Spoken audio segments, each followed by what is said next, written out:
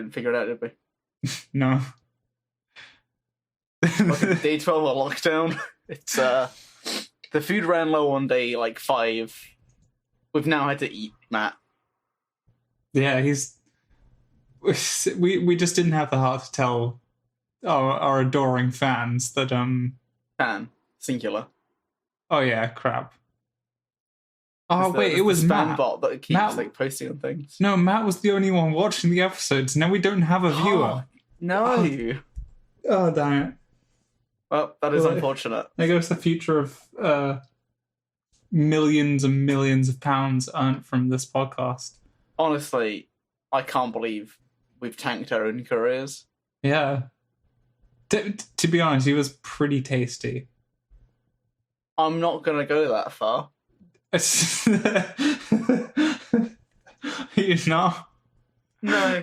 Oh. But like calling Matt tasty, not the best thing to do. It's okay. You can take that out of context. He'd get an ego. He'd be dead. Listen, we don't know if the afterlife is real. Okay, but sure, but wouldn't that still be dead? Yeah, like, but that doesn't mean dead he's not in our realm. conscious. Listen, death is temporary. No, it's the other. No, you got that wrong. No, life is temporary. Death is permanent. You can't prove that. Yeah, but there's more evidence. evidence. To my Christian life, where I try and debate Josh on something I don't believe in. Oh, we must have had that like quite a few times. I'm sure. What? Where it sounds like I genuinely believe something and I'm just devil's advocating. Yeah, I'm sure that's happened like quite a few times. Well, no, I can do it now, which is I'm going to hold the position that Mose is a well-balanced character, and you're going to hold the correct position that she isn't. Oh, really? Oh, but see, my job's more difficult though because they just updated Mose. But they didn't improve the things she needed to be improved in. Did they not? Welcome to week 3 of Borderlands 3. Okay, so here's what I have like ascertained about Mose over the last 3 weeks. Okay. Mose fundamentally is a broken character because of the way they designed her skill trees. Okay. So if we start from the basic principle, let's look at Amara. Yeah. I haven't played Zane. I can't comment on Zane, but I can hypothesize about Zane. I guess I can speculate. Yeah. So Amara, when you level up her skill tree, here's some extra gun damage, here's some extra elemental damage, here is like a ricochet, here's some survivability, here's a bunch of stuff. Yeah. Right? And when you press her action skill, you get this bonus, like, it locks down some enemies, it deals some damage, it heals you, whatever, right? It does a thing. Yeah. It just basically, like, increases all of the buffs that you're already getting quite a bit. So, fantastic. That's how a character works. It's a synergistic combo. Perfect. Yeah. And we look at Flak. Flak has a pet, which I think, because Flak is the closest to Mose in terms of problems, but gets around it in a unique way. Okay. So, just to sort of get on top of this before anything happens, Mose has a gauge problem. But for different reasons. Yeah. So, Flak has 3 action abilities: Rack Attack, Gamma Burst, and Fade Away. That's the one. Or Fade Out. One of them. Yeah. And hit your augments, and the trees that they're in benefit the playstyle of the action skill. So with Fade Away, you have high crit and high move speed and some health regen, and it's about survivability. That's that. And then the Gamma Burst build is about your pets, so it increases your pet's damage and taunting and all of this stuff. Yeah. And then the other side is just raw damage for Rack Attack. Okay. Now let's look at Mose. So Mose has a pet. Undeniably, she has a pet, which is It's Iron a Bear. pet that you can drive. The pet that you can drive. Fantastic. Look, we're getting somewhere here. So let's look at the skill trees. In the skill trees, you either have Iron Bear get something, or Mose gets something. Yeah. It very rarely does both. Okay. So either like you're buffing Iron Bear or you're buffing Mose. Yeah, which means half of the time, let's suppose you're splitting your time half Iron Bear, half Mose, as, cooldowns allow. That would mean half of the time you've got a skill buff, and half the time you've got another skill buff. But you're essentially half leveled then. Yeah. Because in Iron Bear, you've only got half of the Iron Bear skill points because you need to put some into the Mose stuff so that you can get the next Iron Bear one. Does Flak have many skill points buffing Flak himself then? Yeah, so he has stuff that after while using Fade Away and like after you come out of Fade Away, have health regen, move speed, and Flak, when he gets a critical hit, has a 20% chance of putting ammo back in his gun. Yeah.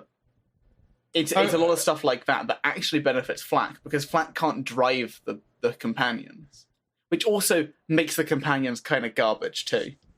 Okay. So would you say the other end of the spectrum is that Flak doesn't have enough going on for his pets, but to make them worthless. But you can't. So with Mose, can you get it to a point where Iron Bear is pretty good? You can get it so that Iron Bear is like a powerhouse in like the base. I don't know about above Mayhem, but like in Mayhem, because I'm not there and I haven't seen much. But every time I see someone play Mose in Mayhem, it's always, I'm playing Mose, get into mech, get out of mech, fire with the gun. Okay, so... And let the Iron Bear do its own thing. It's just a turret. It's a glorified Axton turret with a way higher cooldown. And it's way clunkier to activate and deactivate. To be honest, that does seem like a reasonable way to play that if you're going for the highest amount of damage. Because surely you would expect like the giant action skill mech to do more damage. Well, yeah, but if you get out, it's also doing damage. Or if it... Oh, wait, does it stick around for very long? It does. It does no damage, though. That's the problem. The reason you get in and out is so that you can get the after action skill ends do more damage. Oh, okay. So it's it not doesn't that actually... Iron Bear does anything. Iron Bear could literally disappear at that point and you wouldn't care. It really just does no damage while you're not in it. Yeah, it like tanks some shots. But at that point, you might as well be playing a pet build with Flag. Yeah. Okay. Because I was thinking, like, if you're out of Iron Bear and it's still able to do the same amount of damage, you may as well, like, be shooting with your own weapons. It can't move. That's the thing. Okay. It's a turret. Yeah. So even if Auto Bear was... Because like, Auto Bear seems to be the way they want it to go. If you look at all the legendary class mods, it's like Iron Bear sticks around for the entire duration.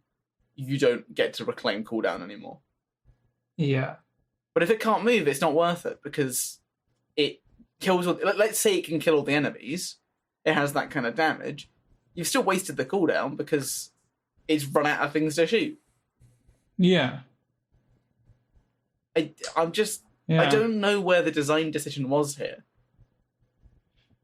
Because like Zane gets 2 skills, right? He gets to use 2 action skills at once. Yeah. So he's essentially 2 characters whenever he does something. Or he presses the action skill. Yeah. Whereas Mose is a half character. I must admit, I mean, I'm not the biggest fan of Zane. He's good. But he's probably the strongest at the moment. Yeah. But it doesn't matter how strong they are in terms of fun, but like he is the strongest. When we were playing, I like consistently forgot about my action skills. Really? Yeah. Like I do that on Mose too. Well, I'm highly conscious that I have it. You're just not activating and then I continue using the lob. Oh, bring us to the lob though.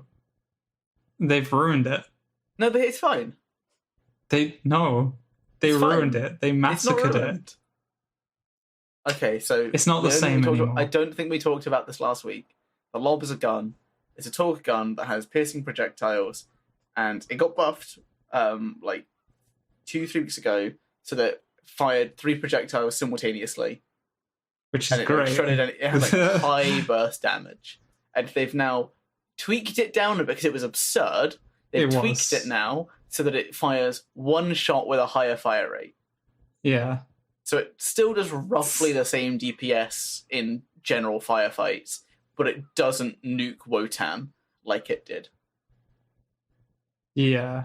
I mean, it is less useful. Well, it is less good, because what it was really, really good for is just getting right up close to an enemy, clicking once, and then melting. You can't exactly do that anymore. I kind of disagree with that. Yeah? Yeah, so I've been playing my Amara alone. Yeah. You're not always around, Josh. You my internet has been your Amara notably is your absolutely terrible. Yeah, it's also that. So yeah. I've been playing Amara through, and I've been using the lob. And I got really mad, so because if you don't have a good internet connection, the hotfix doesn't go through, and it reverts to its previous state where it was garbage. Wait, really? Yeah, I think it doesn't do that if the hotfix fully installed. But because my internet here is so terrible at the moment because everyone's at home, it just didn't. So like, I logged on. I was playing I think I was doing the Jabba quest, where you have to like run through the area and like at the end, don't kill yourself. Yeah. I don't know anyone who would jump in after being given the trial of wisdom.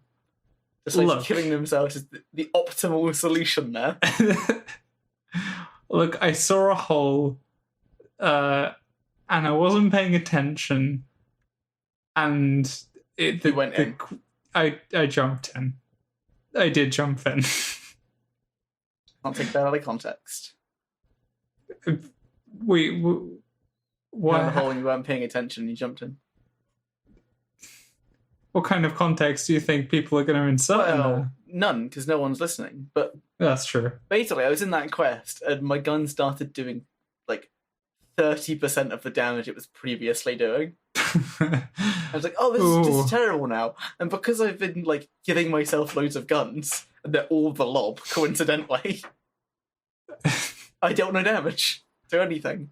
So I closed the game for a bit. I was a bit like, this seems like a bug. This doesn't seem reasonable. Yeah. Like, it's too bad now. I don't believe they would ever make a gun like that after buffing it. Yeah. So we're now at the single shot variant.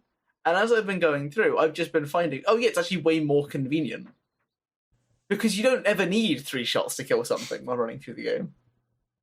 At the end you do, which I guess is worse for endgame content, but for where I'm at now, it's way better for just clearing areas, because I actually get 12 shots. Oh, sure, 4. Yeah. For like mid-game stuff, it's probably much, much better. And for endgame, you shouldn't be using the lob anyway. You should be using the new gun that we haven't spoken about. See, I would if I had the DLC. The Anarchy. Oh boy. Yeah, the Anarchy. Sounds pretty good. Yep. It is absurd. So it has Gage's wonderful Anarchy effect, which I've been slagging off for the past... How long? I've probably like 3 weeks now. I mean, I've been slagging it off since I ever played Gage, which is probably about 5 years. But now it's even better, because it's on a specific gun, so it can go on any character. It stacks at the 10 times. All you've got to do is kill 10 enemies, and you get a 300%... So an additional plus 300% damage bonus. So you do 4 times damage. Jeez. And it fires like crazy. That does sound very good. I mean, the only thing you can't do is go down, reload, or put the gun away. What is the base damage like? It doesn't matter. Does it not? No. Why? Because people think that the stacking is bugged on the Anarchy. Really? They think it's multiplying by 1.3 every time it gains a stack. By what? Is it? I don't know if it is, but that's the hypothesis I've seen thrown around. I'll just do a quick bit of maths for you here, Josh. That's a 13 times damage bonus. Surely they wouldn't do that. Because, to be honest, a 300% damage bonus, well, very good, doesn't it doesn't sound insane. It's because it ricochets. Oh, okay. So it hits the same target like 1,000 times. Wait, so it ricochets off the thing you hit and it hits it again? Potentially. Also, it's a shotgun, so it fires multiple pellets. And it can go up to 20 pellets. That's true. So you can have 20 ricocheting pellets at 4 times damage. Okay. Each one proccing effects, which means reasonable. that like Amara and Zane suddenly have 1,000 of their kill skills going off. Look, Wotan died. Who'd have guessed? This sounds like a pretty fun gun. It sounds like a pretty fun gun. Unfortunately, it's a really awkward gun to farm. Because it doesn't have no guarantee drop. It's like the lob. Find it in the world. So you end up farming either Grave Ward, because he has like the best drops. At least I found he has the best drops. Yeah. Or you fight Zam and Tom from the DLC. Where it's 2 bosses that independently drop loot. Ooh. That does sound good. So I fight them with the lob, because there's 2 of them. It just goes through them and melts them both. Yeah. Yeah. I mean, the lob still has purpose. It's still very good. Because the Anarchy has a little bit of a wind-up time. Either you fire 10 rounds of this... 10 full magazines of the gun. Yeah. Which I guess you could do, because you just stand by an ammo machine and then do it. Yeah. You actually kill 10 enemies, which starts off hard and then gets way easier as time goes on. Yeah. So you can't... you can't swap. You can't reload. Is that it? Can't swap, can't reload, can't go down. Can't go down. Okay. So it can... it can be very good. It can be very good. It also seems easy to... just like, I'm in trouble, I pull it out and use it. Yeah. It's very much this is my primary avenue of damage. If I go down, I must pull a different gun out, because this will not scale well enough. Yeah. It seems like it will run out of ammo really quickly. I remember the raids have like a plethora of machines. Yeah. Yeah. So you shouldn't really run out. Well, since it's... Even while I'm doing them, I tend to like stock up on ammo to the extreme. Yeah. Because shotguns don't have a huge amount of ammo. Even with like max upgrades, it's still It's pretty efficient though. It only consumes 1, which is the most shotguns don't. They consume like 3 or 4 every shot. Yeah. Look at the Flakka. That's 1, but it used to be like 5. God, imagine if the Flakka was consuming 5 every time. It did used to be stronger. Still, you'd run out of ammo so quickly. Maybe. Endgame is mostly fighting bosses, though. That's true. Yeah, I guess it wouldn't matter so much.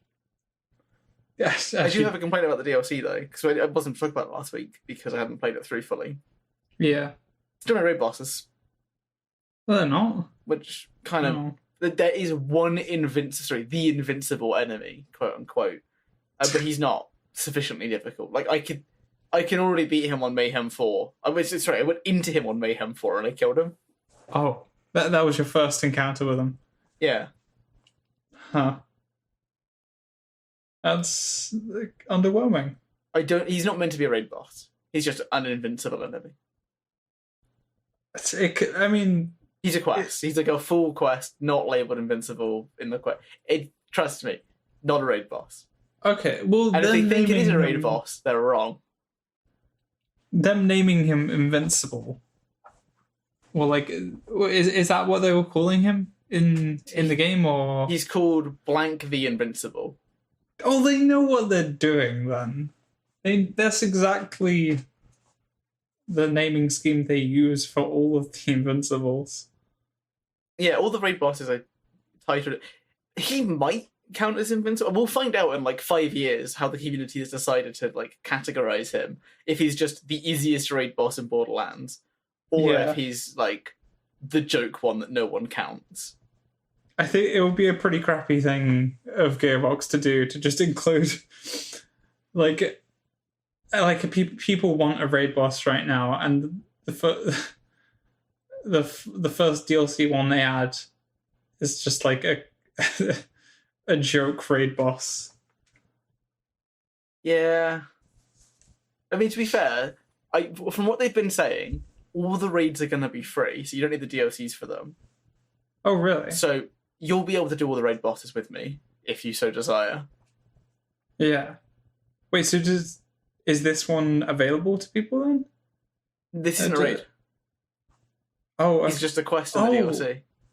This is what I'm saying. Is there's no raid bosses exclusive to the DLC, which I would like. Honestly, like one, just give you one raid boss that I can farm because I bought the DLC. Yeah, that's reasonable.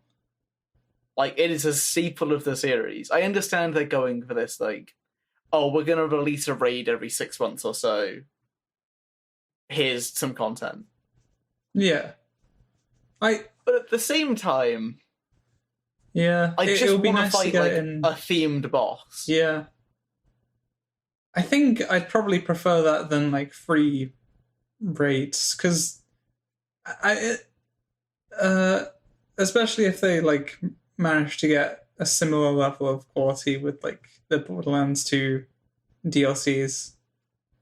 Because, like, they were definitely worth spending money on, I'd say.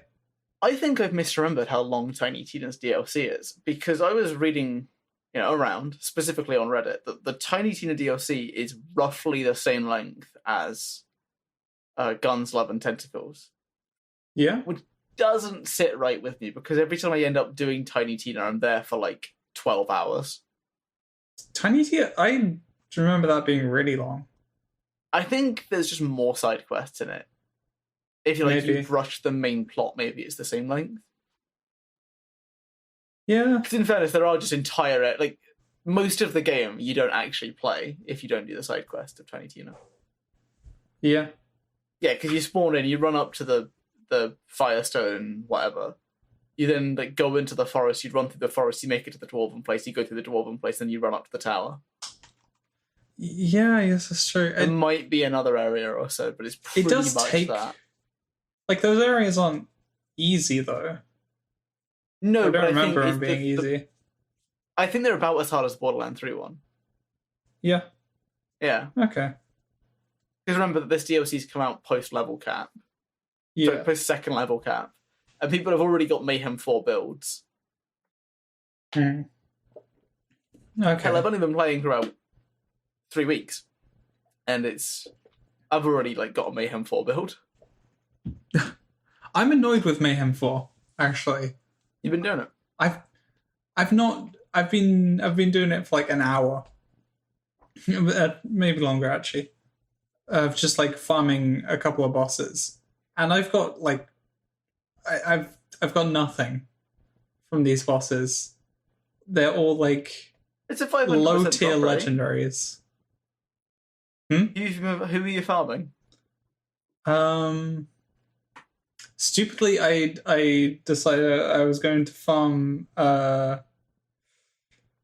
final boss of the game. Tyreen. Tyreen. Yeah, she's an easy boss to farm. She drops okay loot. The best thing she drops is the King's Call, which is only good on one person. Yeah. Yeah. Which one's the King's Black. Call? It's the one where if you shoot, you crit, it puts 3 bullets back into the chamber, and then the 3 bullets shoot off and come back in and hit it again. Oh yeah, you were saying because it only fires twice though, so you want Flak to be firing it because he can fire it on average 5 times before it actually needs to go down. Yeah. Yeah, I got some pretty bad drops from her though. It's why you always farm Graveward? Yeah, I really should, shouldn't I? I haven't done really good Graveward boss yet. To farm if you've got the Lucky 7. Or the Krakatoa. Or the Krakatoa, which I don't have a good copy of. I have actually the anointment isn't that great. I think it's 40% extra damage for sliding. Ugh. I hate those because they're worse than just having the actual good anointings, and it's way more conditional. Yeah. Cool damage bonus, but when are you shooting 1, a sniper rifle, and 2, a charge weapon while sliding. Listen, it's a charged weapon that turns into an automatic weapon. Let's not kid ourselves here. It does turn into an automatic, but it's also a sniper rifle. Yeah, but you don't need to aim. It's Grave Ward. He's got a massive hole in his chest that just says shoot me. Also, you have to shoot his hands to do the most damage, technically. His hands? His hands take 2.5 times crit damage. What? I think his head takes like 1.2. It's way better to shoot the hands. The orbs in the hands, that's why they're covered. But they're not open all the time, which is why you get more damage against them. Okay, I have to look out for that. Wow, that's really going to make Grave Ward like killable in about 15 seconds. It doesn't. It takes him so long to do it that by that point you've already like dealt most of his health and damage and his head comes down. Oh, okay. Like the only time that doesn't happen is if I roll terribly on my lucky 7. Yeah. Which has no annoyance, by the way. It's just that good. Yeah. I have heard. Some does call seem it a weapon good. of mass destruction. Weapons too powerful for war. It still seems not the most powerful gun in the game. Yeah. Would you say that the Anarchy is the most powerful at the moment? If the Anarchy is working the way that people suppose that it's working, with the 13 times damage, yes. If the Anarchy doesn't, I reckon it's probably only really worth using on Zane and Amara. Yeah. Yeah, because the benefit of flak firing the lob through a raid boss with his crit means that once he fires the 3, they always crit every time they hit. Yeah. So I think it's probably worth using the lob at that point. Okay. Just for the sheer, like, burst down. Yeah. I mean, in fairness, you probably could beat the raid boss using only let's try this again. Only the Anarchy. I don't think you could do it using only the lob, because the lob doesn't have the range to hit Wotan's 3rd form. Yeah. Well, it also... Does the lob travel through him, or does it just explode on impact? It goes right through him. Okay, so that does... That's why it's good against. I think it would be terrible if it couldn't. Yeah, it would be much more effective using... I don't know why it doesn't go through certain tyrants. It just explodes on the front of them, but like they're made of like weird flesh. Just let it go through them. Yeah. I don't know why. It doesn't go through bosses, it goes through small like bosses. Half of them. It would go through Killer Vault and Scrap Trap and things like that, but it won't under any circumstances go through Grave Ward.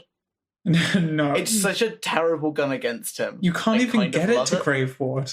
Yeah, you can. You have to do it when he comes in. Oh, okay, yeah. You've got to get really lucky and stand on the edge. Otherwise, he just stands once too he's far like a foot away from you, you can hit him. But apart at that from point, you just pull out any sniper rifle and it would do more damage than a lob. Yeah. Because shockingly, the lob's main benefit is that it goes through people. Yeah, because it just stays in them and does so much damage. It has occurred to me that there's no E-Tech in this game, but the lob is an E-Tech weapon. Yeah, because any that have like the fleshy thing on the front are all E-Tech weapons, from what I can tell. Yeah, they're more like the lob and the binary insider and the King's Call. I guess they had to change that since like because the E-Tech weapons were just laser. Or like they were laser weapons for like they were the uniques, so it was anything from a laser to an orb to like. Oh yeah, it was it was all like plasma basically. Yeah, but now like Maliwan is just all plasma. I don't think so. No, because this is a torque gun. Lob. No, I mean no, but like Maliwan, just Mali, not just Maliwan, but. Like there's no Maliwan weapon that just fires bullets. Like it's always like some sort of plasma thing. They've never fired bullets though. They've always fired elements. I feel like it was just they were elemental, but Actually, no. Then where did E-Tech fit in? E-Tech was there was like 6 guns over the entire game that were E-Tech. They just had like really weird projectiles. Yeah, Anything from a laser to a pulsating orb, which didn't fit with like Maliwan or anything. Like the gun for Doc Mercy's quest, where you can kill all the thing. I mean, that was an E-Tech gun. Yeah, it was terrible. Undeniably, everyone hated that gun because it did no damage. yeah, but it was cool for what it was. Well, but like, now there's a laser exploder, which seems to be covering all of the like E-Tech stuff. All Torg is like, now this is the E-Tech stuff. Yeah, I thought like the original point of the E-Tech stuff was that it had like a load of elemental damage. I think it did, but I don't think that was necessarily the point. I think it was more about how they played. Okay. That seems to be the separation between the manufacturers. From like let's look out of lore, that seems to be the design philosophy. Like dual guns are for swapping firing types. Maliwan is for elemental damage and swapping elemental damage. Vladolf is, I don't really know. It has a swapping capability, but it's just 2 guns in one, right? That's the Vladolf style. There's a lot of ones with like grenade launchers. I think there's like snipers with shotguns. And then you've got Atlases for homing, which never works. The actual homing does, but you can never hit them with it. Hit them with the homing? Yeah, you can't ever hit them with the orb. Oh, so there's a like a spread shot one. Is it you basically just like a shotgun that shoots out. So you just hit it, and the projectiles go quite quickly as well. So you just like are able to hit like the few guys in front of you. That homing tracker thing works pretty well. Because in my head, I want to say something like Atlas guns do no damage, but I know this just isn't true. They do so much damage. Yeah, I was using. They don't have good enough unique effects to make it worth it. I don't think. I was using an epic Atlas assault rifle, like right up until the last boss of the game, on my Amara, just because it was the best thing I had. Even though I had like quite a few legendaries at that point, which were the same level as I was. This Atlas one was just doing way more damage for some reason. Have you found that some guns seem to value the legendary effects more than they're worth? Because I have noticed I've been playing through, like, there are some really good guns, like the Thunderbolt something or other, and the like Star Helix, which is like, hey, fire 3 projectiles for the cost of 1. And they're like really good effects. And then you get some others, like the it's the rocket launcher that you fire it and then it fires up again and explodes a second time. And I got it on Mose, who does really high explosive damage, and it still didn't kill an enemy in one shot. Rocket launchers have always been terrible, though. They've always been terrible, but on the like explosive character at my level, that legendary effect should do something actually impressive and not just here fire and then fire again and still do 0 damage. Just use an explosive shotgun. It would do way more. See, you can just use the flakka at that point. Yeah, I mean the flakka would annihilate, and it's also a legendary gun. Yeah, I really don't know where the legendary, where rocket launchers in general stand. In Borderlands 2, there was a speedrun that was built around having a rocket launcher at the start. It was like a New Game Plus run. Yeah. But I never saw it used for like legitimate high-end farming. Yeah. It was because like everyone would use their like ridiculous Unkempt Harold war builds, or their Salvador, or Blood Explosion or whatever. There's always some cheese tactic for some boss. Yeah. It was never use a rocket launcher. Even Salvador, you could use 2 guns. It never made it worth it. No, rocket launchers are just... It's because they're slow. They have so little ammo. And they actually do less damage than a normal gun. even if they did like 20 times more, which I guess they would be I pretty could useful justify for. it. I could justify doing 20 times damage to the rocket launcher. It would actually make Moe's good because of bottomless magazine. Oh crap! Why? This is the thing. Yeah. She's an explosive character who doesn't benefit from rocket launchers particularly because they're all terrible. Mm.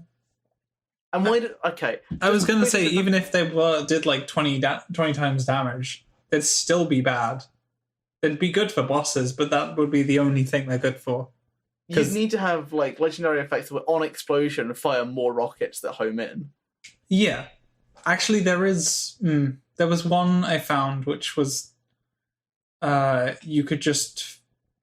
I think it was Atlas. You could just fire tracking thing. Then you got to fire 2 shots. In that time, you could have just fired like an actual gun. Yeah.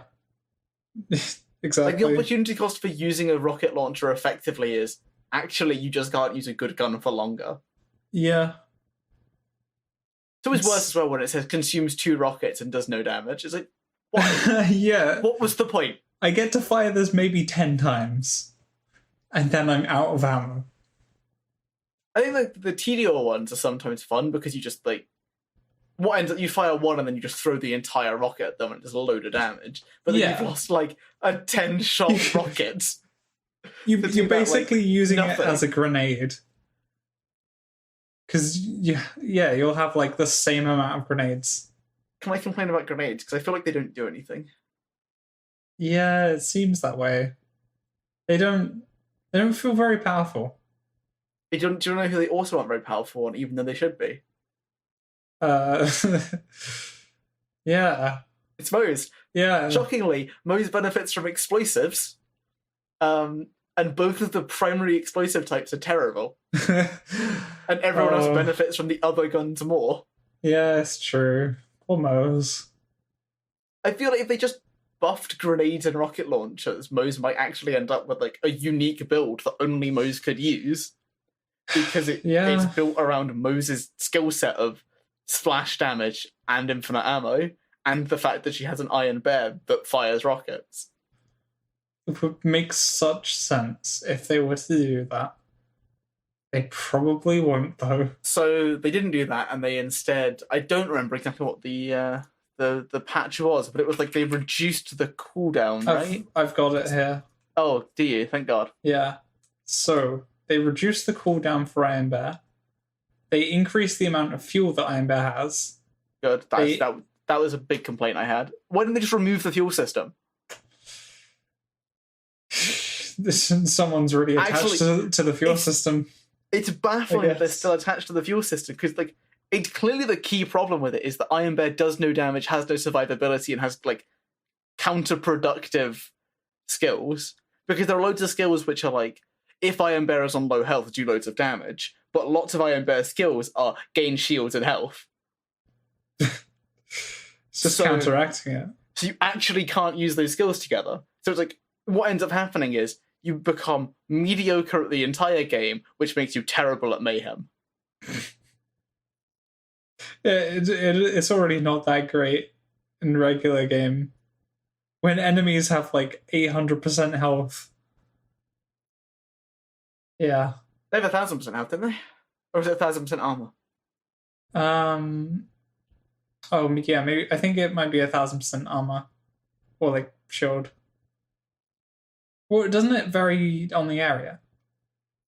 No, that's fixed. It's the fixed. extra modifiers that are different. Oh, okay. Although with Mayhem 2 coming out, hopefully that'll change. With Mayhem 2 is not... Well, Mayhem 2 is going to keep the scaling. Mayhem 2.0, sorry.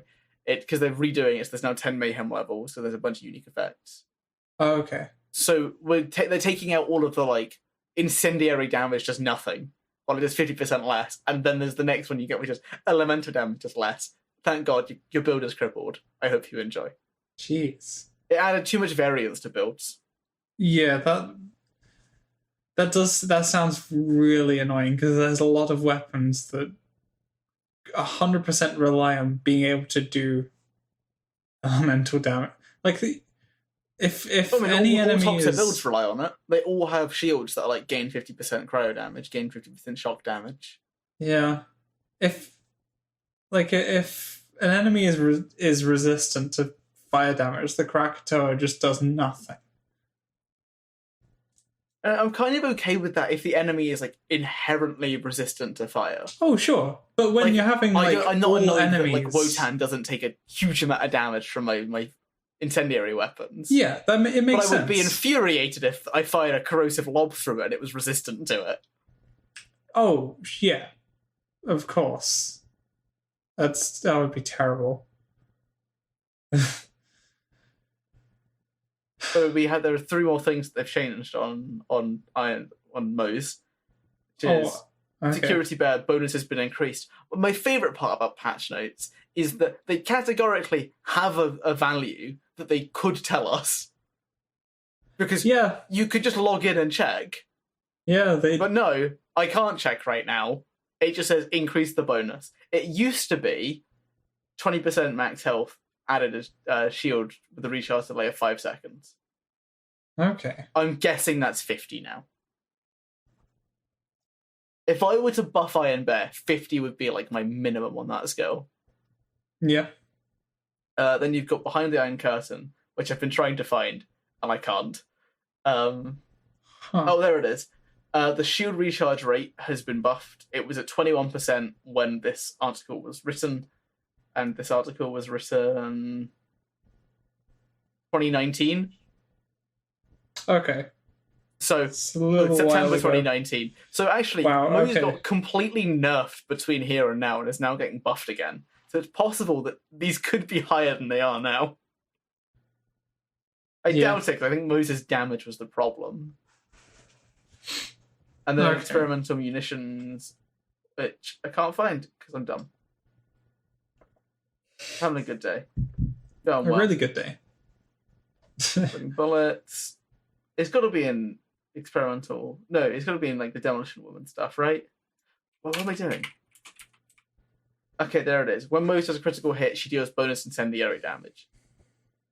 It was previously 10%. I'm guessing it's now 25%. Given how terrible incendiary damage is against 90% of the hard enemies in the game, I wouldn't feel too, like... They didn't feel too broken. Like, yeah, it would be really good against the DLC, like, fodder bosses, but would do actually nothing to the final boss of the second DLCs, because it's a robot and something that's immune to elemental effects. Yeah. Yeah. I mean... That does seem like a lot for them to do, like from 10% to 25%. That seems but it's pretty 25% big. bonus damage on crits, and most doesn't get extra crit chance. I think it's reasonable. I do think that's a reasonable increase, but I don't think they would do that. I think they'd be afraid of overshooting, but I can't imagine that 25% extra incendiary damage would actually do anything to the raid bosses. Probably. Like, it might, hypothetically, make the next raid easier. But I'm going to sit here and say... Moses is already bad, though. You might as well make it... Moses is already bad, and Zane and Amara, I have both seen instantly kill the raid bosses. It's on the highest mayhem currently available. Like, it's not a valid argument to say, but Moses would be too strong. We don't want to make Moses too strong. Meanwhile, Amara and Zane are literally causing nuclear explosions behind them. And you'd think Mose would be doing it, but no, the nuke is one of the worst effects she has. Yeah, it's just... I mean, using it when I'm playing with you firework. because it's hilarious, right? Because it just makes everything silent. It does. The good one is really the rockets that I've been using, like, previously. Where you can lock on and actually, like, target. Yeah. Yeah. Oh, and let's not forget, by the way, that the rocket launchers have high reload time, or the minigun has a heat-up duration and consumes fuel, and it does no damage. There are so many things wrong with this Iron Bear. It's like, it seems like it's the too whole clunky. thing around Iron Bear is like conserving fuel, because you're not allowed to move. That, like, That takes fuel. You can move. I think if you walk, it's fine. Yeah. Yeah, I think melee attacking is like a thing you shouldn't ever do. I don't know why they even gave it a melee attack, considering one of its extra weapons it can have is a fist. Yeah, actually, why didn't they just make it so that you could put more weapons on Iron Bear? There were no augments. Just ban augments for Iron Bear. They only get more weapons. Yeah.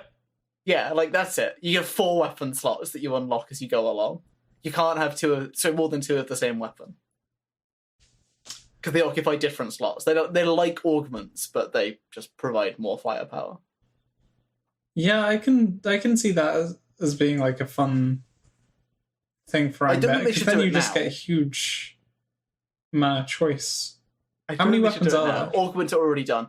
As far as I'm aware, there's 7 or 8. I think there's 6, actually.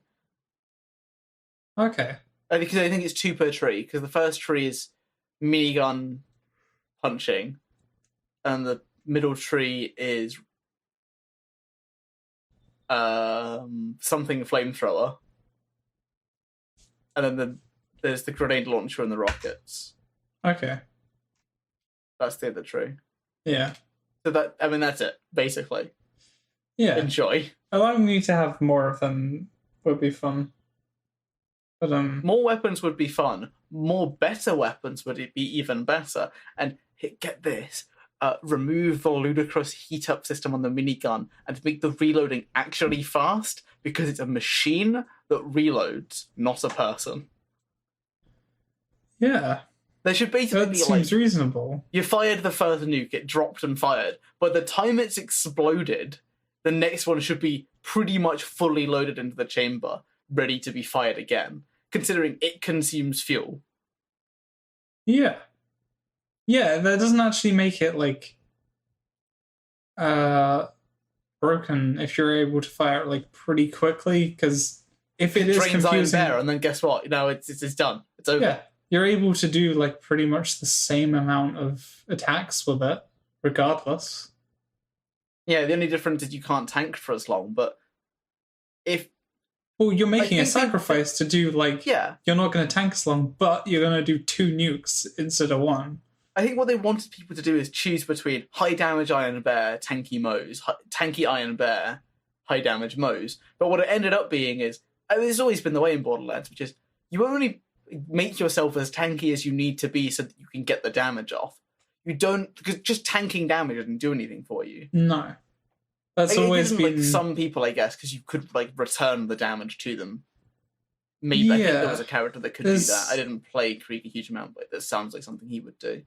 Well, there's probably enough, like, unique effects on items to make a build where you're, like, reflecting so much damage so much of the time.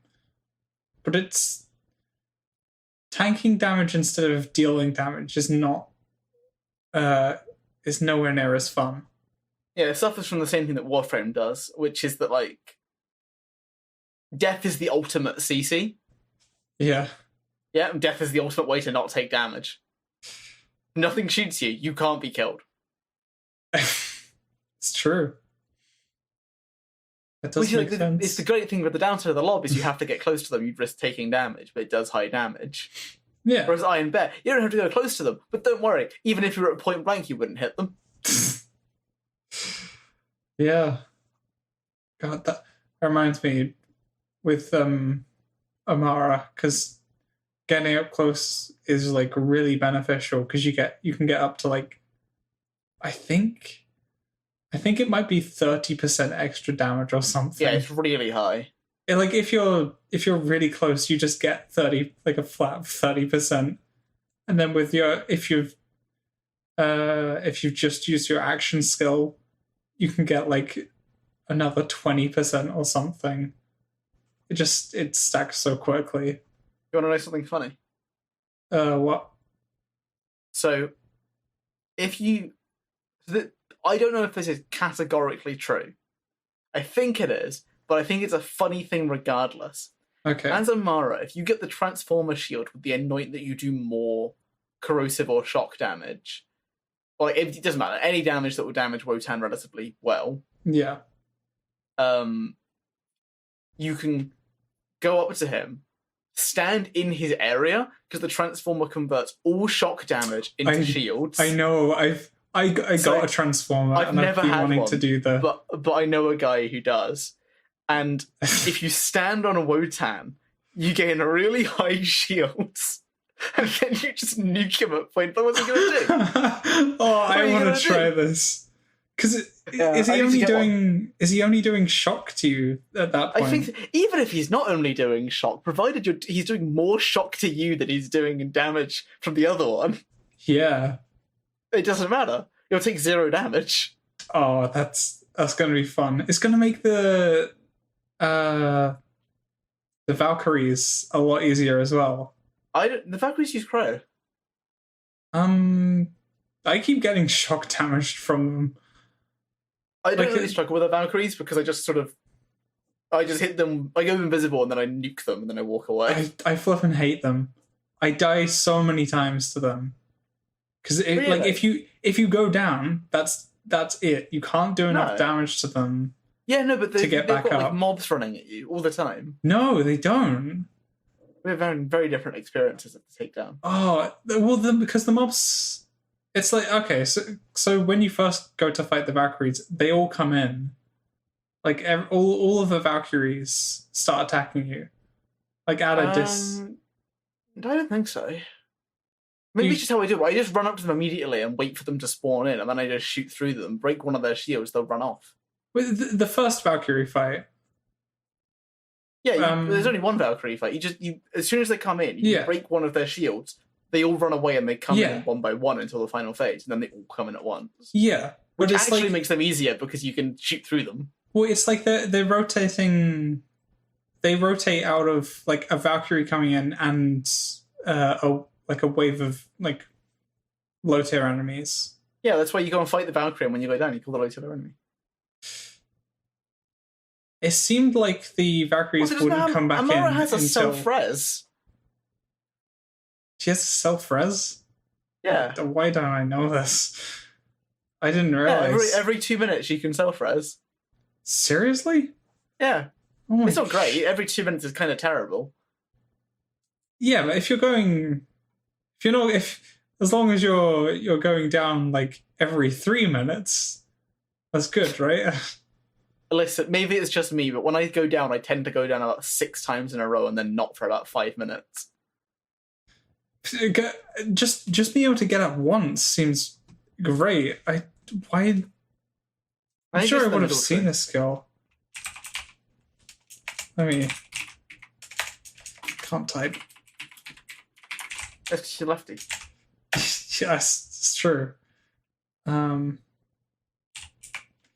is actually another thing I wanted to talk about, not specifically with Amara, but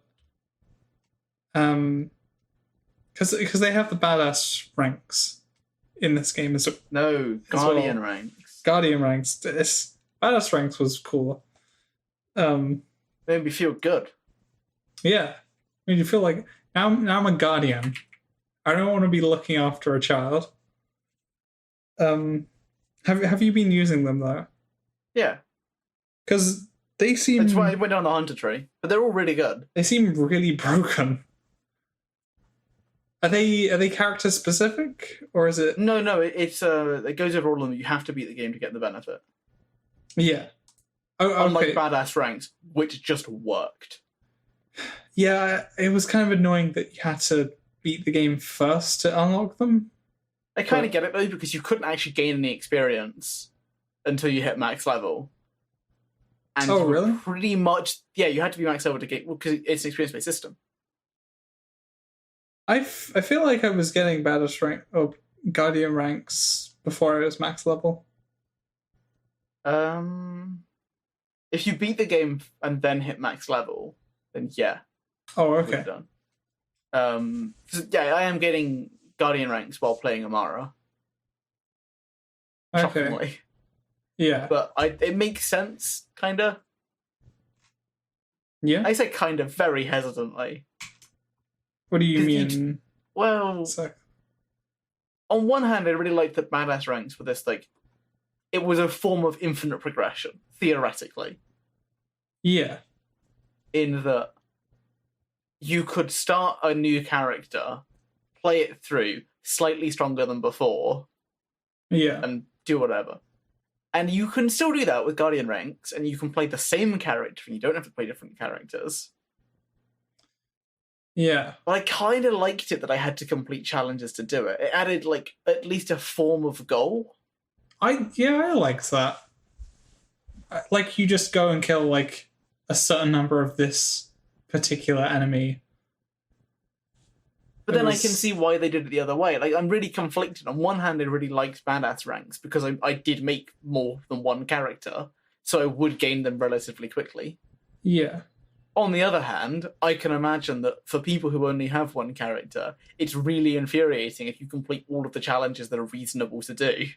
And you get to the point where it's like, oh, go and kill this enemy with this type of damage at long range. And it's like, that is the most boring way to gain character progression. Hmm. So I kind of get it from both angles. Yeah. I just wish the challenges did more, basically. I mean, the Iridium isn't worth it. With the Guardian rank system though, the flipping abilities you get from it seem very Just very doing like good. a 10% leak drop chance. I think it's at like 75 tokens in Hunter.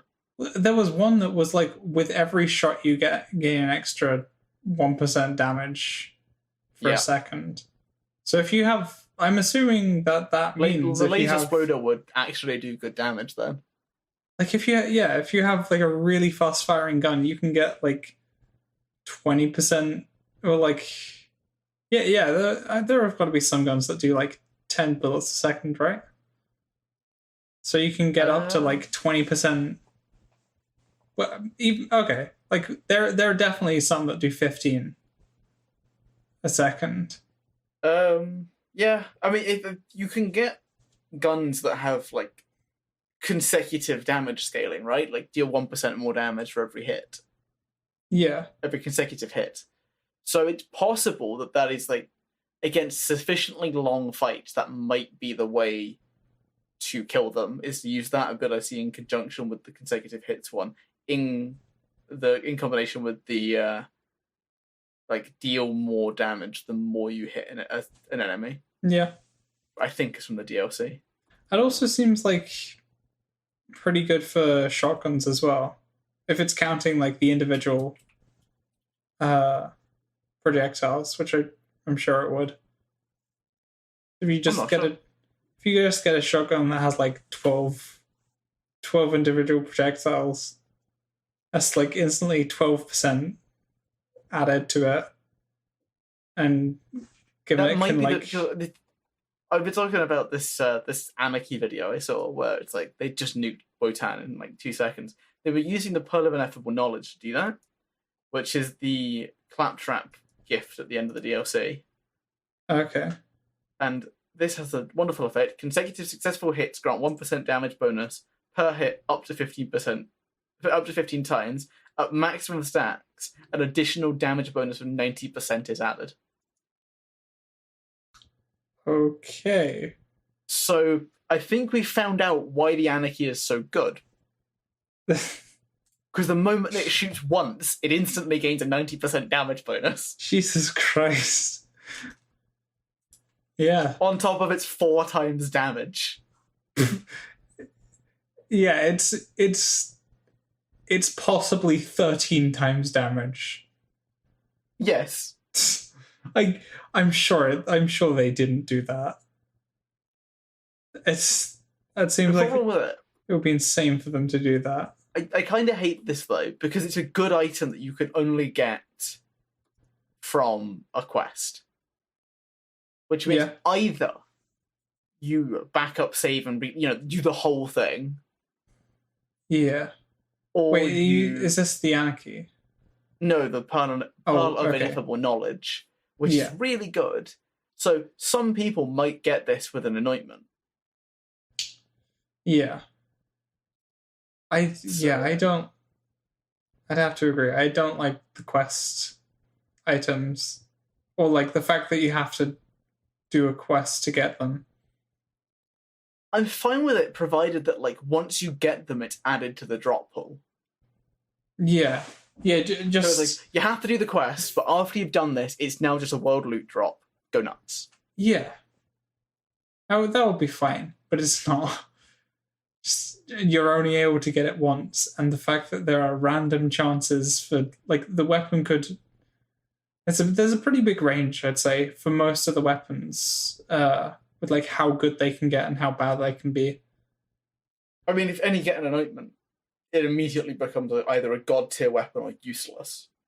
Yeah. Like, after actions go to deal an additional 50% damage, you get that on a really good gun, like the Lob. You're set. Get it on the Anarchy, you can't lose. Yeah. Right? If you get any anointment on this Pearl of Ineffable Knowledge, it doesn't matter what it is, it's immediately going to be very good. Because the effect isn't dependent. It's the great thing about artifacts is that their effect is guaranteed. Yeah. And there's such a tiny amount of variation. Yeah. Because it can grant 2 of fire rate, health regen, max health, experience from combat, magazine size, and area of effect damage. Right? Like, you don't really care about either of them. You're in it for the primary effect.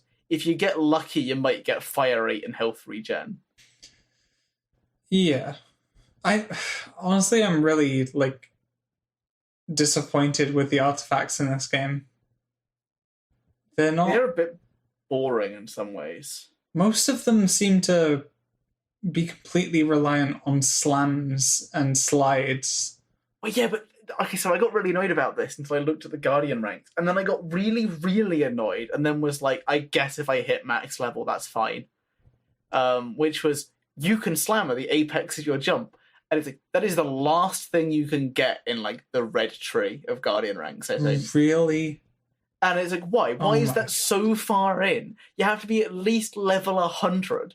I've been farming, like, Scrap Trap for the Lucky 7 on Mayhem 4. I'm not even level 100 yet.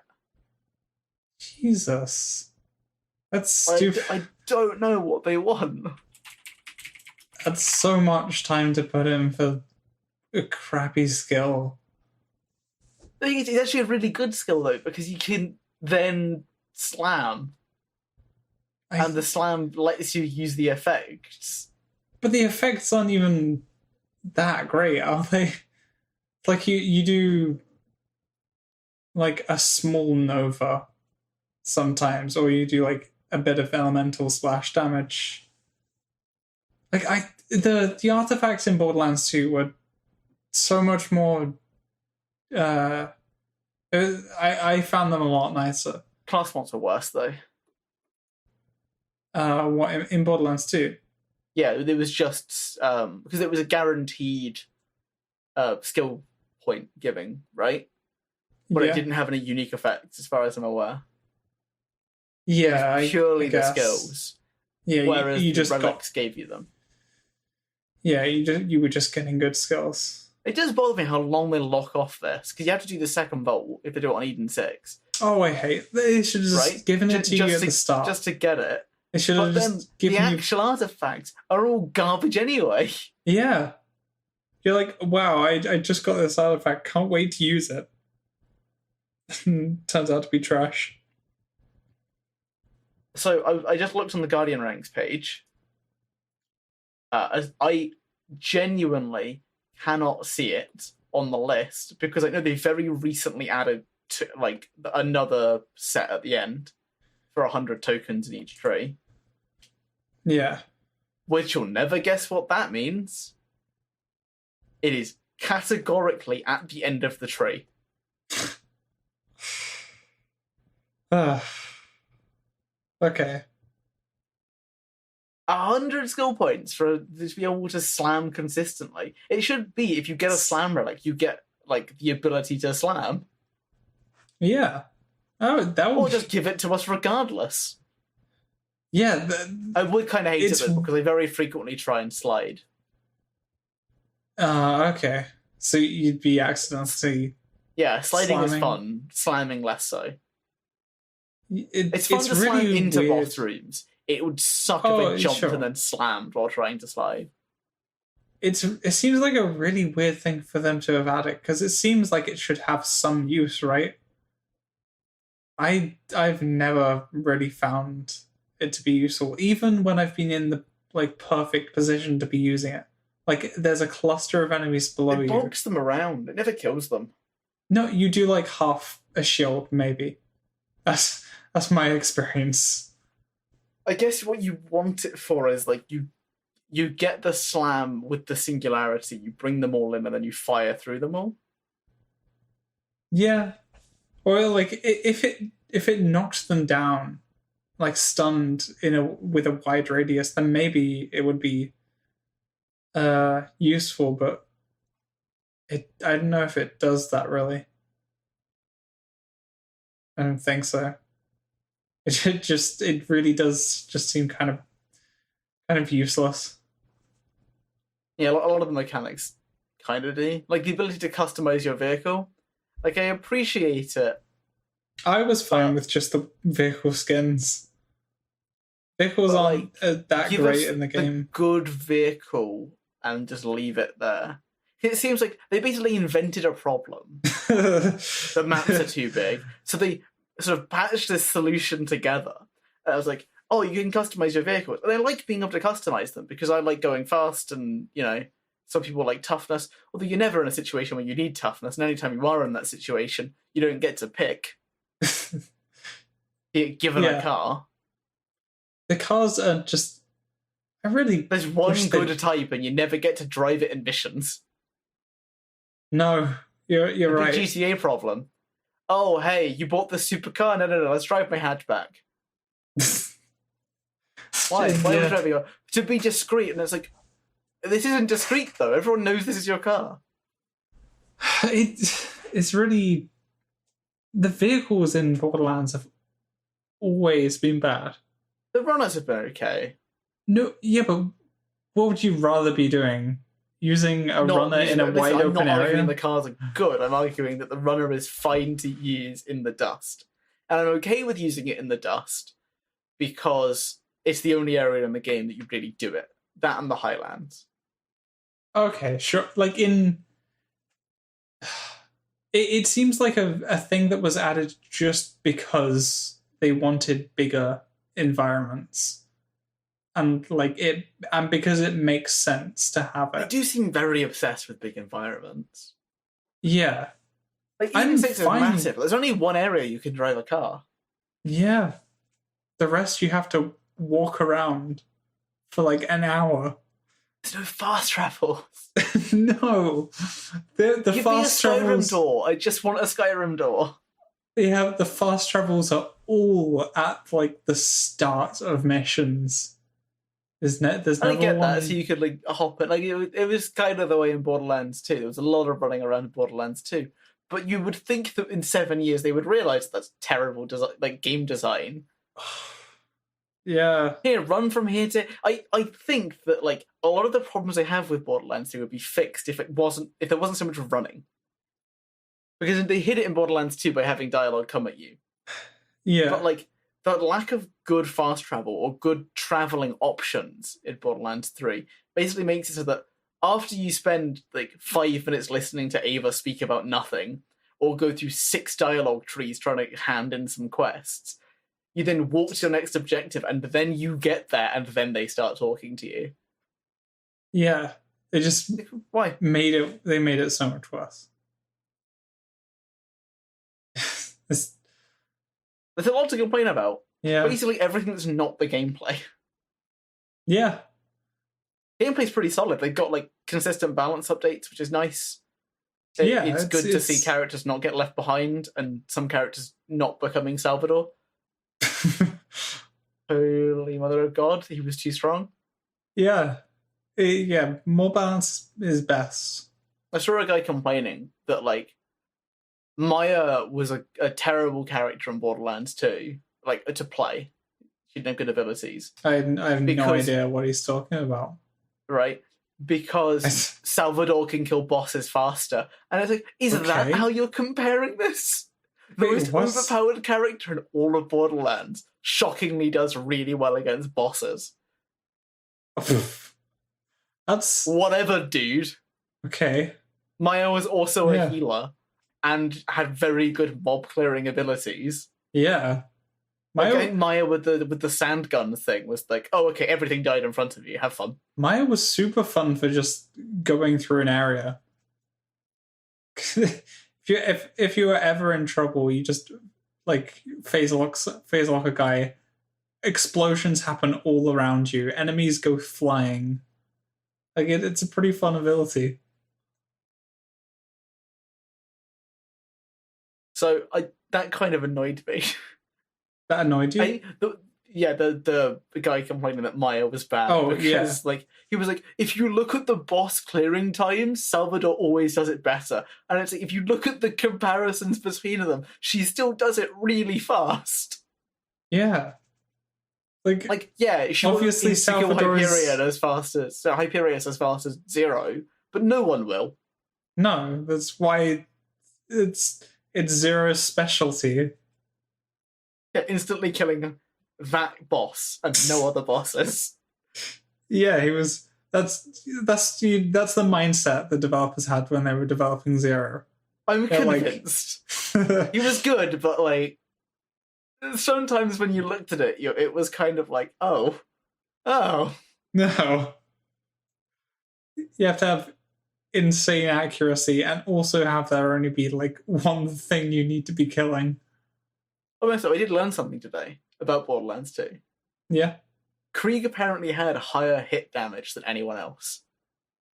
His melee did like 3 times more. That makes sense though. No, it made sense. I had no idea, but apparently also started lower than everyone else's. That doesn't make sense.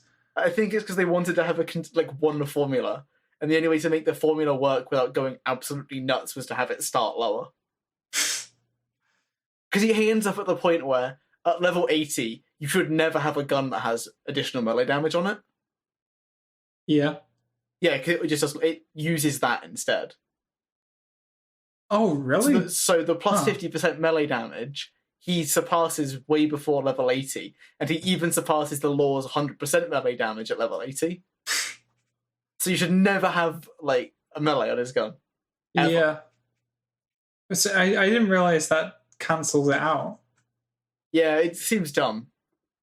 But I also, would have thought it would like add a to it. buzzsaw or something, so yeah. In some ways I kind of get it. Yeah. Okay. I mean, it seems flawed having your character built entirely around meleeing people. I can't imagine that's very good against a lot of bosses. He uses roid shields. So the roid damage like carries you through. Oh, but, yeah, okay. it had like an Iron Bear problem. Which is it was an ability that didn't scale with like OP level and mayhem. Which meant that it just fell off. You had to use the shields. Yeah. And thankfully, number bloat helped keep that up. You were doing more than like a level 72 boss's health and damage every time you hit someone with it. Yeah. But less great. It would be nice if they had more scaling on abilities. Yeah. Hence why Moses crap, Flak is going to fall off tremendously for pet builds, and Amara and Zane are never going to get weaker because they don't use them. They only use kill skills. Yeah. I mean, you will notice that why like the best Flak builds don't use the pets. Yeah. That's a shame. They run at the goddamn raid boss. Seriously. They're terrible. They need better AI for that then. They really do. Why does the Jabba, who has a rocket launcher and an assault rifle or an SMG, decide, oh, you know what, I'm going to go and walk into the lightning thing? Why? Why? Stupid Jabba. That is really stupid. Yeah, it really is. Yeah, if you have weapons, it makes sense that you kind of stay his distance and fire rather than trying to jump on top of the boss that's spewing lightning. One day we'll get a raid boss that isn't a big mech that instantly kills my pets, and I might be able to go back to a Gamma Burst build. Hopefully. They are saying they might add more skill trees.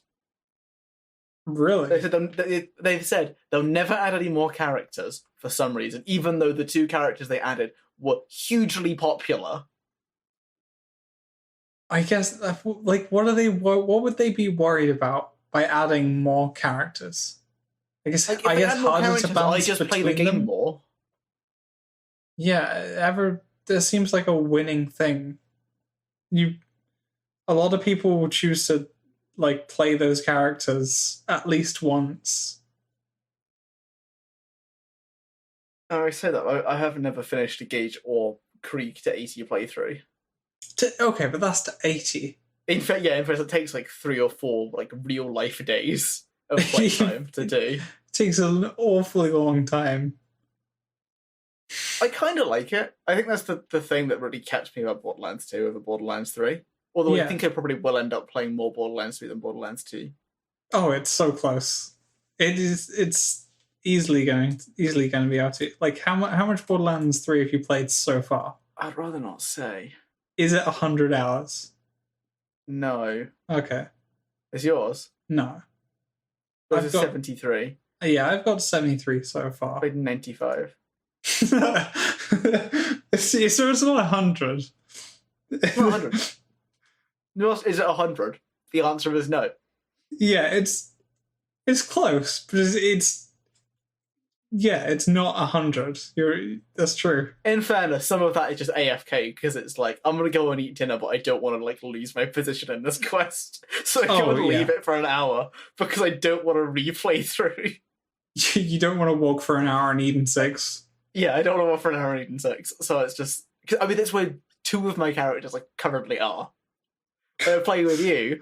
We're right before, we're in the rogue quest, I think, or immediately before it. And on my Amara, I just finished the rogue quest. I wonder where the point is going to be in the game, where you want to start a new run, but you're probably not going to finish it. Like, where's the point where everyone gets to in their run and calls it? Where is it in Borderlands 2? Answer that, and then I think I might be able to figure it out. In all likelihood, it's Eden 6. Eden 6 is probably the place that kills my enthusiasm. No, it's Carnivora. I reckon the gap between Eden 6 and Carnivora, because that's what's killing me at the moment. I've just gotten to it, and I have no incentive to keep playing. To Carnivora? Or... Yeah. Okay. Yeah, because the map before it's really big, and I want to do the side quest beforehand, because I don't want to spend a huge amount of time doubling back to that area for like no reason. So I want to have like more skill points or whatever. So I'll finish that up. But it's so much like drive here, get this card, do this thing, drive to Carnivora. It's like stop, just stop. Yeah, I can definitely imagine that. Because I would put it in Borderlands 2. Probably Borderlands 2 is way longer than Borderlands 3. In terms of your progression from 1 to 80. Okay. I think 1 to 50 is about the same length. Yeah. Maybe a bit quicker in 3. I'd say it's quicker in 3. It might also be that you only have to do 1 playthrough to hit 50 in 3. You have to do 2 playthroughs to hit 50 in 2. Yeah. Yes. But I reckon like if you get through the first playthrough of Borderlands 2 on a character, you'll stop right before the get back to Sanctuary by doing the stupid like wait around for ages quest. I think that's the point, because you can't freely do what you want. You are kind of forced through. Yeah. Like once you're in the fridge, it starts to be like, oh. I feel like I feel like that. It's not the best. Like hooking up the fast travel. It's just a really long. It's like 2.5 hours to get there, though. I like the first half of that, though. I don't mind. I find. No, but I think if you've done the playthrough once already, and you're now immediately going into True Vault Hunter, Yeah. that is the point that will stop you from playing. Because I can't really think of another area that's that bad. They're all pretty short, all things considered. Yeah. Yeah. Yeah, you're probably right. That area the Tiny is... Tina fortress is really long, but you're not likely to. That's not going to be your stopping point. With Wilhelm. No, the Tiny Tina fortress. Oh, sorry, Borderlands 3. 2. What? In Tiny Tina? The DLC one. Yeah, there's the fortress. Like, the badass fortress of something or something. Okay. Well, I was more thinking just like base game. Yeah, no, but that's like the longest area that exists, to my knowledge. Like, uncut area. Yeah. So that would be the point that causes people to stop. Because like, once you stop once, it's harder to go back. Yeah. Yeah. Right? Like, I haven't gone back to my Zero playthrough. I think I'm in... I maybe just started Ultimate, because I'm 56. Okay. That seems to be about where Ultimate starts. Yeah. And, like, that also might be it. That gap between normal and true and Ultimate, where you have to do the first section again. But it's worth doing it because every quest is worth 18,000 XP. Yeah. So it's like, get a shield. Like, wow, thanks for the 18k there. I appreciate it. Yeah. Thinking about, like, doing True Vault Hunter and Borderlands 2 compared to 3. Have you started True Vault Hunter? Yeah. It's just not fun. I just didn't bother. My thinking on it was, we're not at max level yet. I don't know if there's a way to easily replay it. I don't think I'd want to replay it a third time without extra levels. Yeah. And once like there's been a reasonable settle of the level cap, I might run back through and grab all the uniques that I care about. Yeah. But until then, I'll just play on Mayhem because it does the scaling for me. I got to the part where like Sanctuary is taken off. Oh, you got that far? Yeah. Did you do the side quests? No. Yeah, I'm not surprised. I completely skipped over all of that. You can also mainly. Sorry? For levels. I think it's my problem with Borderlands 3 is you max level by the end of normal, so you don't really care about True. Yeah. True was mainly there to level up. Yeah. The game isn't long enough to sustain our leveling curve, but we wanted to keep continuing. Okay, we'll just keep the leveling curve going, have another play through it again. Even if they did increase the level cap to 72, which you don't think they're going to, do you? I think they're increasing it too slowly. We're at 2 DLCs and it's only gone up by 7. I doubt they... I mean, this is their... They've been singing the praises of this game and saying how well it's done, so maybe they want to continue it going for longer than a year. Maybe? I doubt they would choose to be doing, such a slow... Oh, I don't know, maybe. But the way that they've made the leveling, you get to almost max level 50 by the end of just normal mode. No, I hit even if they were but well before the final boss. Yeah. I did all the side quests though. Yeah, I think I with a fair amount of farming, I was 57 not too long after I fought Tyrene. Yeah, I don't know because I obviously beat the game before the level increase. I hit 57 before the end of the Handsome Jackpot. Yeah. Which I bought the day the second DLC came out. Or just before it or something. So I can imagine hitting 57 just before Tyrene or just after. Yeah. I don't know, it feels like something's missing when you're doing it. The game feels too long the first time. Yeah. So like as you're going through it, you feel like you're leveling really slowly. But maybe it's just because like I've played Borderlands 2 so many times I could do it blindfolded. That might just be the issue. Like I've probably played through the game at least 9 times. Yeah. Like I'm sure it's like as well. I'm sure it's there's like a hefty amount of nostalgia involved. Because like when did we? I was playing Borderlands 2 like last year. Well, I mean in terms of like how I remember it. Like I was gonna say, because doing True Vault Hunter in Borderlands 2 was like it was quite the challenge. It wasn't easy, but it wasn't something where I just felt okay. I just don't want to bother. It felt, I think it's because you had something to like strive for. Yeah, you had like the extra levels. It was much shorter. It's also in that regard. It feels longer, but it feels shorter. I think it's also like the locations. Because the first like introduction to Borderlands 2, I would say it's terrible. It's terrible. It's absolute garbage. I'm not letting you get away with this. No. I know so many people who drop out of playing Borderlands 2 because they don't want to keep doing the opening. Which part? They up to Flint. That entire section is overly long. It is okay. Also, it is up to Sanctuary. Long. In all honesty, yeah. Like getting into Sanctuary. Oh, go to Sanctuary now. Double back and go and. Oh, I do forget the like. Go and find this dead guy. Now come back. Go and that and now come back to Sanctuary.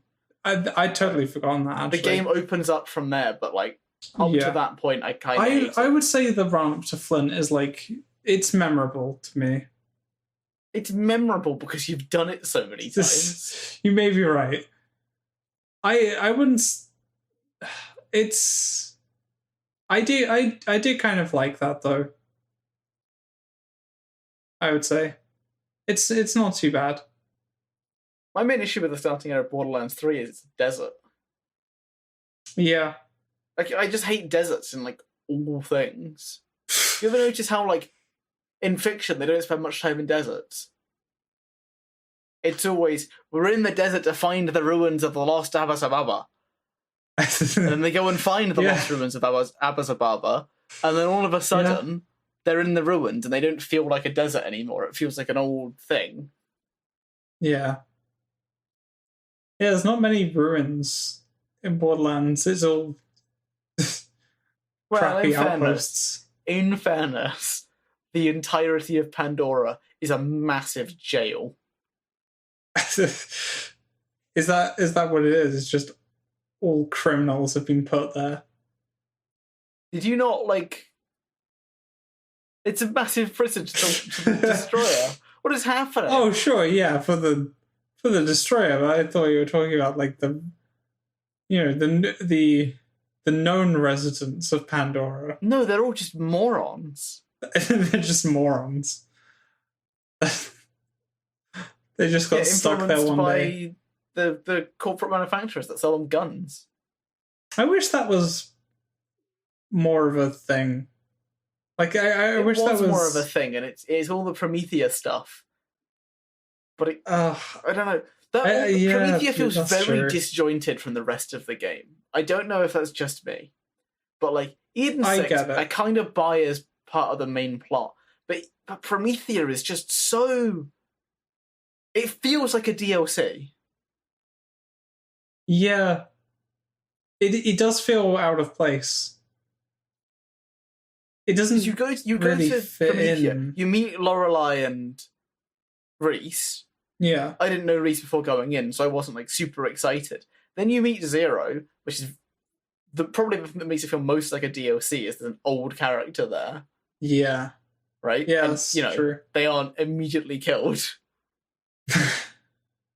Yeah. And then you do a bunch of like weird, funny-ish quests, and then you go to space and you come back down.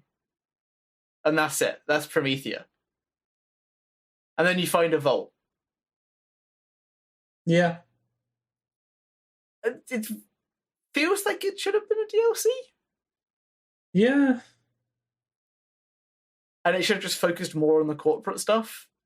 I think that would have been more interesting. Half did it. Like, I kind of enjoyed the, like, in Borderlands 2, learning about the corporations a bit. Like, you have... It was one corporation. It was Hyperion. No, you hear a bit about, like... You heard a bit about Dahl, I'm sure. I guess it was... way more interesting than the series seems to think that it is. Yeah. Because Dahl existed before Vault Hunters existed. And they were like these grand explorers. Like, the Caustic Caverns were built by Dahl because they just thought there was a load of stuff down there. Yeah. And the DLC for second DLC, Guns, Love, and Tentacles, that has, like, Dahl lore in it. And it's mildly interesting. Yeah. But they're like, no, let's talk about sirens some more. Do you guys want to hear about sirens? I hear sirens are very in right now. Like, honestly, I only actually like 2 of the sirens you've shown me. Right? Yeah. And there's Tannis and Maya. One of them's dead, and one of them is a side character who we didn't know was a siren until the back half of the game. Yep. There's been a lot of sirens, and They're all terrible. Yeah. I guess Amara, I can't really judge. She seems fine. Yeah. I haven't heard many of her logs. I found one. Yeah. I don't remember any really. I don't think I found many. I haven't found any of Krieg's logs. No? They're apparently there. Never seen them. Oh. Okay.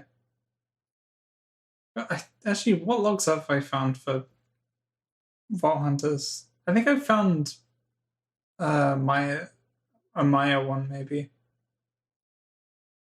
I think that's it. I really don't remember.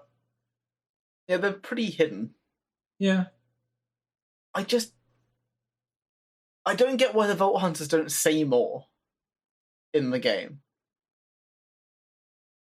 They get spoken to all the time, and they do actually respond. But it's always like some disjointed joke that doesn't work because it has to be uniform for all of them. I preferred it in Borderlands 2, where it was... You just didn't say anything. Yeah, I think they've gone for a weird middle ground here, where it's like... I think it works really well in the DLCs, because you get to talk to the NPCs. Oh, okay. Yeah, they actually have in the actual main game. Yeah, you'll say something, they'll respond to you, and you'll say something. Okay, that would work. It probably has the same issues if you really pin it down to the dialogue doesn't actually change, but it's more dominated by flak, or more dominated it's dominated by the Vault Hunter. So you hear a lot of what they're saying, and then some random gobbledygook from the insane people of Cursewood, and then you say some more things. Yeah. So it kind of makes sense. Okay. I just think what happened is, while they were doing the main plot, is they thought of some funny jokes for some characters to make. Yeah. And to justify not just having it for one person, they did it for all of them. Yeah. I can definitely imagine that being the case. So what, actually, I think what they did is they found out that, Zane was pretty popular amongst the office. So they wrote a bunch of Zane lines. Then they padded the rest. I don't really like Zane's style of humor either. So yeah, when people say Zane's the funniest character, I kind of sit there and go, I'm gonna stick with Flak, thanks. Flak's good too. Maybe if I do a full playthrough of Zane, I'll hear it more. But everything I've ever heard of Zane just kind of sounds terrible. Most of what I've found from Amara is just I'm pretty sure I am the tiger. Yeah, I am very confident I would not get along with her in real life. She doesn't seem... You wouldn't get on with any Vault Hunter. Don't kid yourself. Okay. They're all genuinely terrible people. Just in basic personality traits, She seems very full of herself. I think I get along with Maya. That's about it. Maya seems pretty chill. Yeah, Maya. I don't trust Axton. Not with a 10-foot pole. He's a fiend. He's a fiend. He's a fiend. Axton is like the plainest character to me. No, he's a sex fiend. Is he? There's a joke in the DLC which is like, I think it's like shag, marry, kill, and it's like, well, it's obvious who the shag is, but it's between like Axton, Moxie, and Ellie. It's like it's obvious who the shag is, but do we kill Moxie or Ellie? Wait, who were the choices? I really butchered that joke. Holy shit! Trying to go off of memory from a joke that I heard in passing. It's great. You said two people. It's Axton, Moxie, and Ellie. It's like it's obvious who the shag is, but do I marry or kill Moxie and Ellie? Oh, he's saying this. Claptrap was saying that he would shag Axton. Is the whole joke? Oh, okay. We got there in the end. Yeah, I get it. Yeah, I think I get it. That's the only reference to him, by the way. That's kind of a weird one. It is a weird one. It's even weirder because Gage keeps going on about how the fact that her only friend is Deathtrap, but in the Holodome DLC for Borderlands the pre-sequel, they like Axton and Gage have like a really good relationship. Okay. Oh, by the way, I was wrong. She doesn't marry Deathtrap. Oh. Well. Are they still good friends? Yeah, at least. She just calls him babe, but that's it. Oh. Well, that's fine then. That is fine. Yeah. Unfortunately, there's an achievement that you have to let Deathtrap kill 50 enemies. And it's a secret hidden achievement. So I couldn't do it on flat because my dog would kill them all. But when I play on like Amara or something, I guess I'm just going to play the entire game with Deathtrap killing them. That feels really annoying. Yeah. Like, typically the ally characters are not very good. I think Deathtrap's pretty good after a certain point, because you get the little upgrade. Oh, really? Yeah. Okay. Does Deathtrap just act like any of the other ally characters? He's only in one section of the game, but he helps you in a boss fight. So I think he would kill a bunch of the mobs that come at you there. Okay. Yeah, I can imagine that being not too difficult then. 50. Well, there's going to be a lot of mob characters. Although, I guess he wouldn't appear the next time you do the boss, would he? He might be. I think I just have to do it on a second playthrough. Okay. It'll be fine. Yeah. I'll do it, but I haven't done the find all the logs on the DLC planet, so. Okay. God, I hate that as an achievement. But enough about Borderlands. We've spoken about it for 3 weeks straight for almost the entire time. I got one more thing about Borderlands. Oh God, go on. It's less direct. Okay. It's more about the company. Gearbox. Yeah. Yeah, the assholes. And Randy Pitchford. Yeah, what a weird, creepy guy. Yeah. He's... Weird, creepy fucking Randy Pitchford. He is a magician, though. No, he gives magicians a bad name with that hard drive he left lying around. Oh, God. He's so... It was a magic porn job. It was so stupid. How does he still have a job? How was he just able to get a $12 million bonus? It's so... His employees made one of the best games of 2019. They don't get the bonus. They're not allowed it. It's a $1 billion franchise or something, right? It's super successful. Yeah, I know. I was saying before, they've been shouting its praises. They're saying, "Whoa, it's the best selling." Yeah, it's the best selling Borderlands game. It's now $1 billion franchise. oops, we spent too much money making the game, so the people who made the game don't get their bonuses, which is like a large part of the way they make their money at Imagine Gearbox. if they, I don't know, hypothetically sold it on Steam from the beginning. Randy Pitch would have still screwed them over, I'm sure. Yeah, no. Oh, guys, sorry, we made $12,001,000. So you guys get the $1. I'm getting the 12 million salary. I don't understand how you could actually need that much money in a year. I don't know. Like, he's Randy Pitchford. What does he spend his money on? It's not even like he took that off, like, straight after Borderlands 2 or something. He took that, I think it was in 2016 when they started work on Borderlands 3. Like, so that's not after they've been doing really well. It's actually after they've been doing kind of badly. So it's like... So... Oh, yeah, because they went into, like, they did Borderlands 2 and then they did Aliens Colonial Marines, right? Yeah, they did. My God. There's a Freddie Wong, he like hosted something. I can't remember exactly what it was. I think it was the VGAs. And he had a little shot at Randy Pitchford's. Let's see if I can find it for the show notes. It's so great because there's this air of like, oh no, you shouldn't have said that. Oh really? He's never spoken to him since. I mean, I don't know. Like, is it really such? Would it really be that big of a deal to be on the bad side of Randy Pitchford? No, I think he helped work on the game for some like media purpose, and it was like it's just not a finished game. The Aliens one. Yeah, I haven't really heard much about it. All I know is didn't Gearbox also make like Battleborn? Yeah, they did, didn't they?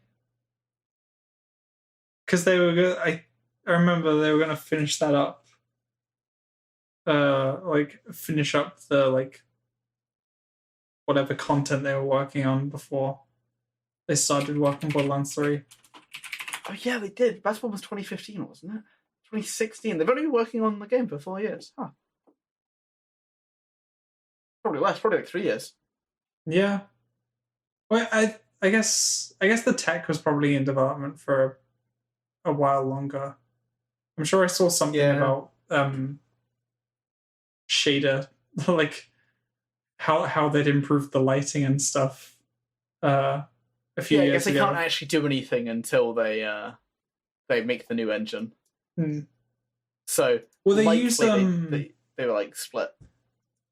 Apparently they changed engine mid development as well. They moved from Unreal 3 to 4 mid development. I was just checking what engine they were on because I saw that Battleborn was on it, or was on Unreal 3. Yeah. So I mean, I just feel bad for the developers because they went on Epic Games Store so that the developers would get more money. And now they're still being screwed over. It's like, hey, we made more money, guys, so we're going to pay you more. Yeah, really? Are you? Thanks, Mr. Randy Pitchford. Oh, no, sorry. I mean, we're going to pay me more. 12 million. So that I can... How do you justify that as well? Because he leaked, like, company info, like leaving a hard drive with sensitive information and magic porn on it. You can't... He should not have a job. No, he shouldn't. It sucks. I'm wondering how many Gearbox employees there are. Because, like, imagine if you just split $12 million between all of the Gearbox employees. Like, I'm sure that wouldn't come out to, like, an insignificant amount. It's great as well. They won't get promised bonuses. It's not even like... You know, I don't. You can't justify it. Oh, I have to sign into LinkedIn to see all of the employees. I don't want to do that. I just want to know how big the game is. Well, according to LinkedIn, there are at least 4 employees, so that helps So a that's little. at least 3 million each. I know. Yeah, there's probably only like 3 people that work there. Okay, 105. It's saying 105. It's saying on Glassdoor, which I've never heard. I'm fine assuming that that's real. It's saying 51 to 200. Okay, that's a lot of. That's a big range. Be really conservative about this. That's 60 grand each. See, I think the bonuses that they were like saying that they were going to get before this shitstorm, honestly, were 3 figures. No, not 3 figures. Sorry, 6 figures. They were going to get 6-figure bonuses. So that's actually not like. You could almost get. Sorry, if there's, let's say there's 105, right? Because that was the other one you saw. That is like 114,000. See, that's. Oh my god. So if you look at the 12 million that Randy Pitchford took, and let's include him in this number as well. So 106 people, everyone loses $1,000, but they get the money, and Randy Pitchford still gets 113,000 that he probably doesn't need. Oh my god. That's it's so outrageous. It makes me genuinely mad. Gearbox Software reviews creative people boggled down by poor leadership. No kidding. I wonder. Like, I would imagine that a former employee. Okay. I would imagine if coronavirus hadn't been happening right now, Gearbox may have lost a huge number of its employees. But they can't go anywhere because the industry doesn't work like that. There's no jobs. Like, Gearbox is the best place they can work. Yeah. Well, that's sad. Yeah, it is. It's very sad. That's 30 reviews. 113,000 as a bonus, right? That's for some people, that's 5 years' salary stripped from them. Yeah. I mean, to be fair, they don't get paid much without bonuses, I don't think. Oh, so... 'Cause I think they do get most of it from bonuses. If I was in power, I would put a stop to that. You can't give yourself a bonus that's more than, like, 10 times your employee's annual pay. I can't do that. I think the timing of that is like one of the most insulting things. To be honest, taking 12 million and saying like, "Oh, none of you are getting like bonuses, great bonuses." Like, yeah, that's very bad. But he did it at like way after Borderlands 2. Around the time that they were doing badly, he decided that he's going to take $12 million from the company. And now they're complaining that they didn't have enough money to make the game. That's like 10% of their budget of the game. You can't take 10% of the budget and say we don't have enough. Like, that's, oh my god! Because I think the budget is like 95 million. That's a lot. So he took 10%, and now they're like, oh. Let's be precise here. You're not getting bonuses because we couldn't afford it. Let's be precise here. It's not quite true.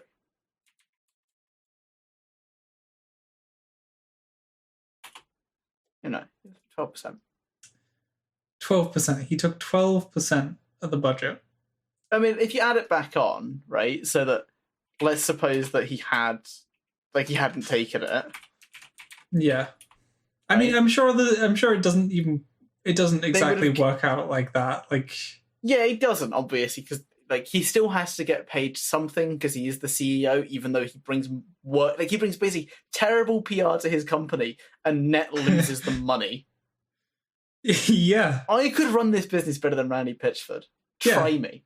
I think I could too. I would just say someone else do it. It's like whoever's below me in like the chain of command would probably do it better. Here's the company's leading motto: we make good games and we pay our staff well. We don't do crunch time because it's bad for the industry. They do though. Yeah, I know. Yeah, if I was running it, I'd ban crunch time. I'd pay my employees well, and like I'd make a good game. That's something. It's not that hard to run this kind of business, guys. You've got like a very valuable IP. Yeah, it's kind of worth $1 billion or something, right? It was sell it in all the places you can sell it. Price it reasonably. Yeah, which in fair they did. Borderlands 3 is a well-priced game. Yeah. We got it at a very good price. Yeah, I think I've paid like 50 quid for everything that the game's ever going to come out with. Yeah. Like, that's the price of, like, Doom Eternal. And I'm sure Doom is a fine game. Yeah, I'm like 100% sure I would get much more out of, like, the full Borderlands 3 experience than Doom Eternal. I'm sure. Yeah, I think Doom is like a nostalgia fest combined with, like, a really good game. Yeah. But it doesn't have the longevity for me. No. I think I only have one of those things where it's like, we have more time than money, months. but soon we'll have more money than time. Yeah. So, like, 50 quid for Doom Eternal is probably better than 50 quid for Borderlands 3, because Borderlands 3 is a serious grind. Yeah. Yeah, that's true. Crunch time is something that really does scare me about the gaming industry, though. It's so commonplace. Or it seems it's everywhere. So it's like animation studios and film studios. Anything where there's someone wanting to do work on something they enjoy, there's a crunch time. Because they know that they can just, like, hey, dude, you like this work, don't you? Look, we both know we all like this work. That's going to lead to a good project, a good product. So I'm sure you'll get something out of it at the very end. And I think Digital Extreme, the people who make Warframe, they don't do crunch. Like, they actively avoid it, but they also haven't released any good content for their game in a year and a half. So maybe crunch is, like, necessary to make good content. I doubt it. I doubt it. But I don't understand how so much mismanagement goes on. There are games as a server, or they're live service stuff. So they're trying to work on something that's already got a ton of content. Because we've been joking for like since the beginning of the podcast that like I've got a 5-hour Warframe critique video. Just like primed and ready. I mean, we've evidenced here that we can do like 6 hours on a game. Yeah. I don't know how many of those 6 hours are like good points being made. There are at least points and a perspective. Because I think the thing with criticism is that like it's not all entirely valid, but the perception that you're getting is valid. Yeah. So if you feel that like, let's say for example, Borderlands 2 is twice as long as Borderlands 3, but you say Borderlands 3 felt longer than Borderlands 2, but not in a positive way. Like, it just felt like elongated for no reason. That may not be true, but you felt like it was, and that perception is important for what's happening. Yeah. It's not actually about objective facts all the time. It is sometimes just about like how it's perceived. Of course. It's all an illusion. Like smoke and mirrors. Yeah, it's like a huge amount of it is just like how did it feel for someone to do this? It's like to watch this thing or to play this game. And that's why next week we're going to be doing 6 hours on Warframe. Yep. It's the what will it be to mark the very special episode, the 22nd episode. Is it? We're gonna be doing the we're going to be doing a special 6-hour episode, all on Warframe, and Lewis is even going to have made a video for then as well to go along with it. The best part is given that I can't do any of my actual like uni work because of how inconsistent my internet is. Yeah. Right. Like, I'm surprised that we didn't cut out again. Yeah, that's you said before, like, you've been having a lot of internet issues, but we had less this week than the previous 2 weeks. Yeah, that's true. It just occurred to me, I actually couldn't do a Warframe video in that time. No? Yeah, so it's not always online game. Physically couldn't do it. No, you couldn't get the footage. Yeah, I could. I'm surprised it's not an offline version, honestly. I get why. It makes would be a too lot easy of to sense. exploit. But I would, in some ways, it would be nice just to like have an offline version I can do. Well, isn't all of its like content Every single one of it. Yeah. Like right, I would have thought it like reveal this relies on it. Okay, so I started playing Warframe in 2017, I think, or 2018. One of them, 2018. Okay. No good content since then. They released Railjack, which is like a ship flying system. They said this is going to connect the entire game. It's a loot island. You go there and you do the thing, and when you get bored, you go back. Lies. They said that you can do anything you want on anything you can do on your Orbiter, you can do on the Railjack. Lies. You can't do anything on there. They said they're going to have ground to space like interacted mission, like a squad link, so that there are like two groups cooperating in different places. That's finally just happened. It's really, really terrible, and the event that it's tied to, terrible. Lies. Oh, okay. It's really grindy, and you have to play for 20 hours to get one of the rewards. And there's like 20. Not all the rewards are even in yet. Why did they do this? Just because we're in quarantine doesn't mean we have loads of time to do things. Yeah, it's the perfect time for them to be putting out good content to entice people back into the game, because people have time to play it. Yeah, you would think, but no, apparently not. Yeah. So, I would recommend Warframe, 10 out of 10. DE, please sponsor me. I would like Platt. You would like, is that the currency? It's the premium currency, yeah. You'd be happy getting sponsored if you got sponsored. You'd be happy just getting Platt. Well, we don't have a big audience, Josh. It literally doesn't occupy anyone. So, I don't think. I mean, I would like let's say if they gave me 3,000 Platt to be nice to their game for a week.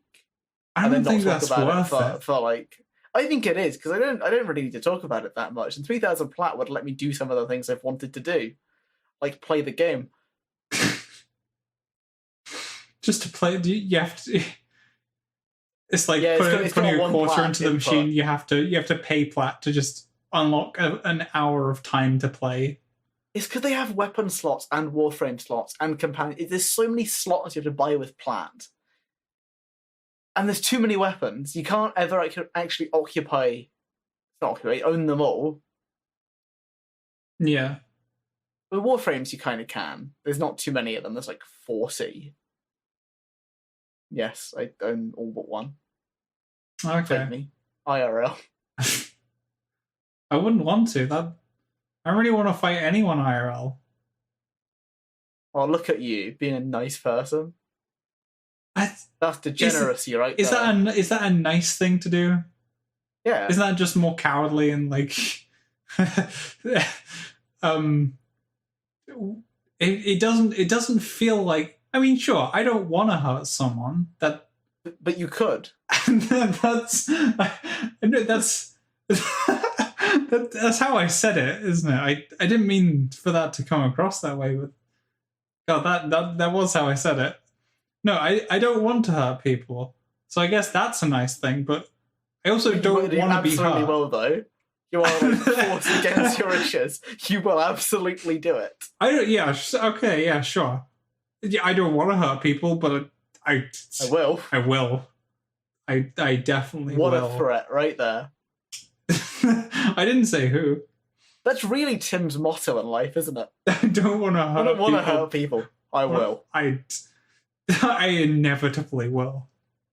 Whether it's through his want or just on accident,